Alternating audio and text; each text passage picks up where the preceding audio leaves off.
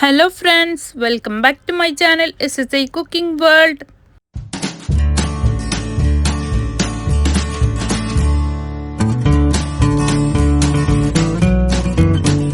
ഇന്ന് ഞാൻ നിങ്ങളുടെ മുമ്പിൽ വന്നിട്ടുള്ളത് നല്ല ടേസ്റ്റിയും ഹെൽത്തി ആയിട്ടുള്ള നമ്മളുടെ നാട്ടിലെ പെരുന്നാളുടെ അപ്പത്തിൻ്റെ റെസിപ്പിയുമായിട്ടാണ് കേട്ടോ.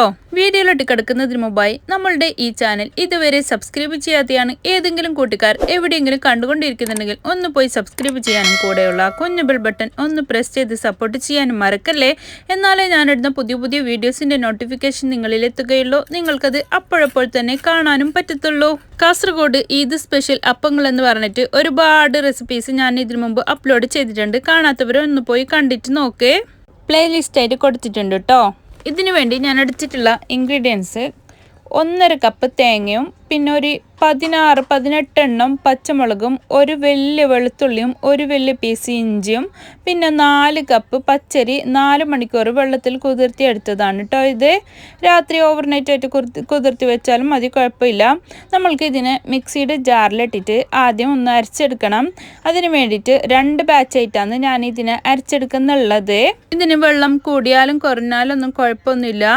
ഇത് നമ്മൾ പുതുക്കി എടുക്കുന്നുണ്ട്. നമ്മൾ ഫ്രൈ പാനിലിട്ടിട്ട് ഒന്ന് അതിനെ ചൂടാക്കിയിട്ട് എടുക്കുന്നുണ്ട്. അപ്പോൾ ഇത് വെള്ളം കൂടിയൊന്നും വെച്ചിട്ടൊന്നും കുഴപ്പമൊന്നുമില്ല.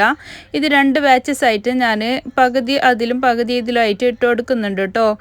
പച്ചമുളകും വെളുത്തുള്ളിയും ഇഞ്ചിയും. അപ്പോൾ പച്ചമുളക് നമ്മൾക്ക് എരിവിനനുസരിച്ചിട്ട് കൂട്ടുകയും കുറയ്ക്കുകയും ചെയ്യാം. ഒരു 25 വരെ പച്ചമുളക് എടുക്കാം, നല്ല എരിവുള്ള പച്ചമുളക്, എന്നാലേ നല്ല കുറച്ചെങ്കിലും എരിവുണ്ടാവും. ഈ ഒരു ഫുള്ള് മുഴുവനായിട്ടുള്ള തേങ്ങ എടുത്തിട്ട് ഒരു 1/2 കപ്പ് തേങ്ങ മാത്രമേ ഞാൻ അതിൽ നിന്ന് മാറ്റി വെച്ചിട്ടുണ്ട്. അപ്പോൾ 1.5 കപ്പ് തേങ്ങ ഞാൻ ഇതിലേക്ക് ഇട്ട് കൊടുക്കുന്നുണ്ട് മൊത്തത്തിലായിട്ട്. ഇപ്പോൾ പാകത്തിനുള്ള ഉപ്പും 1/4 ടീസ്പൂണ് മഞ്ഞൾപ്പൊടിയാണ് ഞാൻ ഇതിലേക്ക് ചേർത്ത് കൊടുത്തിട്ടുള്ളത്. എന്നിട്ട് പാകത്തിനുള്ള വെള്ളം കൂടി ഒഴിച്ചിട്ട് നമ്മൾക്ക് ഇതിനെ നല്ല മഷി പോലെ അരച്ചെടുക്കണം കേട്ടോ, നല്ല നൈസായിട്ട്. അപ്പോൾ ഇതിൽ ഇഞ്ചിയൊക്കെ കടുപ്പുണ്ട്. ഇഞ്ചിയൊക്കെ ഞാൻ അതിൽ നിന്ന് എടുത്തു മാറ്റിയിട്ട് വീണ്ടും 2ാമത്തെ ബാച്ചിൽ ആദ്യം ഈ പച്ചമുളകും വെളുത്തുള്ളിയും ഇഞ്ചും അതുപോലെ തന്നെ തേങ്ങയും ഇതിലേക്ക് ചേർത്തിട്ട് ആദ്യം ഞാനൊന്ന് ക്രഷ് ചെയ്തെടുക്കുന്നുണ്ട് കേട്ടോ. അപ്പോൾ നൈസായിട്ട് അരിഞ്ഞിട്ടുന്നുണ്ട്. അതിനെ ഒന്ന് ക്രഷ് ചെയ്തെടുത്തതിന് ശേഷമാണ് ഞാൻ ഇതിലേക്ക് അരിയും അതുപോലെ തന്നെ ഉപ്പ് പിന്നെ 3 മുട്ട ഇടുന്നുണ്ട് കേട്ടോ, കോഴിമുട്ട. അപ്പോൾ 3 എഗ്ഗ് ഇട്ട് കൊടുക്കണം. അത് നല്ല ക്രിസ്പി ആയിട്ട് കിട്ടാനും കൂടിയാണ് ഈ എഗ്ഗ് കൂടി ചേർത്ത് കൊടുക്കുന്നുള്ളത്. 4 കപ്പ് അരിക്ക് 3 മുട്ട, അങ്ങനെയാണ് ഞാനിവിടെ ചേർത്ത് കൊടുത്തിട്ടുള്ളത്. അപ്പോൾ 2 ബാച്ച് നമ്മൾ ഇവിടെ അരച്ചെടുത്തിട്ടുണ്ട്.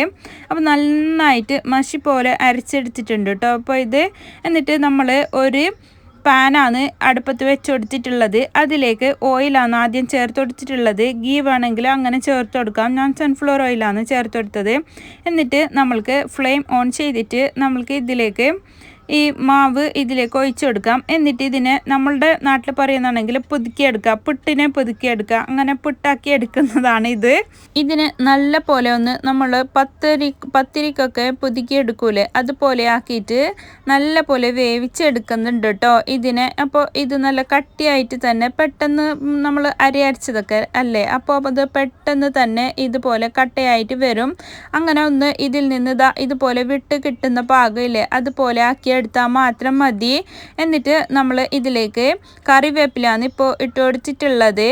പിന്നെ ഈ കറുത്ത എള്ളില്ലേ അതും, പിന്നെ ഇതിലേക്ക് ചില്ലി ഫ്ലേക്സ് ആണ് 1 ടേബിൾ സ്പൂൺ ചേർത്ത് കൊടുക്കുന്നുള്ളത്, മുളക് പൊടിച്ചത്.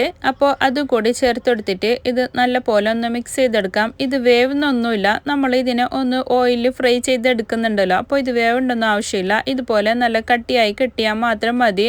അത് പെട്ടെന്ന് തന്നെ ഇത് പുതുക്കി കിട്ടുന്നുണ്ട് കേട്ടോ. എന്നിട്ട് നമ്മൾ ഇതിലേക്ക് വേറെ 2 ഇൻഗ്രീഡിയൻറ്റ് കൂടി ചേർത്ത് കൊടുക്കുന്നുണ്ട്.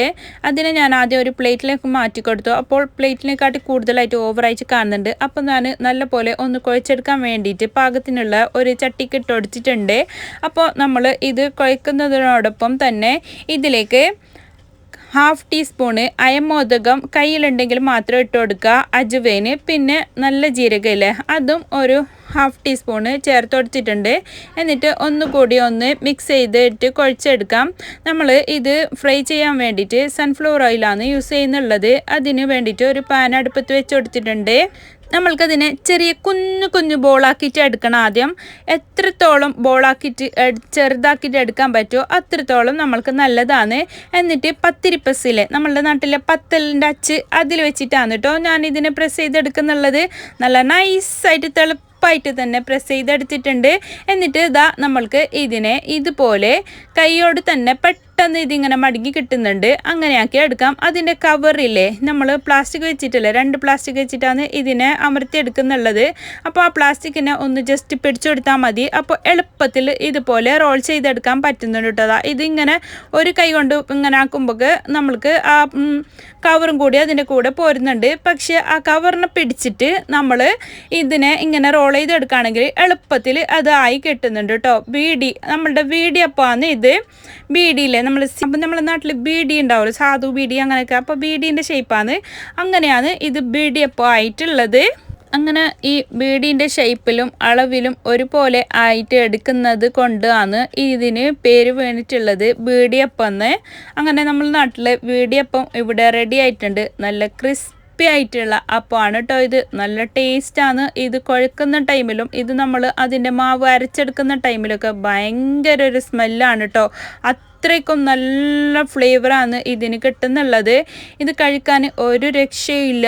എത്ര നാൾ വരെ വേണമെങ്കിലും നമ്മൾക്ക് ഇതിനെ സൂക്ഷിക്കാം. എയർ ടൈറ്റ് കണ്ടെയ്നറിലാക്കിയിട്ട് വെച്ചാൽ മതി. 1 വർഷം വരെ വേണമെങ്കിലും ഇവിടെ ഇരിക്കും.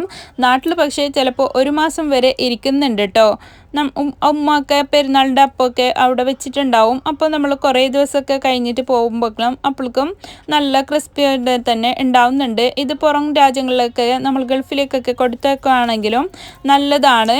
നല്ല ക്രിസ്പി ആയിട്ടുള്ള ഒരു സംഭവമല്ലേ. അപ്പോൾ അത് കുറേ നാൾ ഇങ്ങനെ തന്നെ ഇരിക്കുന്നുണ്ട്.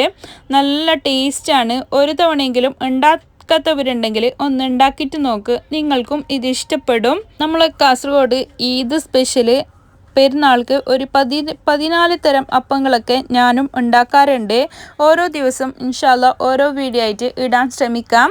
എല്ലാ അപ്പങ്ങളുടെയും ഒരു വീഡിയോ ആക്കിയിട്ടും ഞാൻ ഇതിനു മുമ്പ് അപ്ലോഡ് ചെയ്തിട്ടുണ്ട്. ഒറ്റ വീഡിയോയിൽ തന്നെ 10 തരം റെസിപ്പീസ് ഉണ്ട് ആ വീഡിയോയിലൊക്കെ.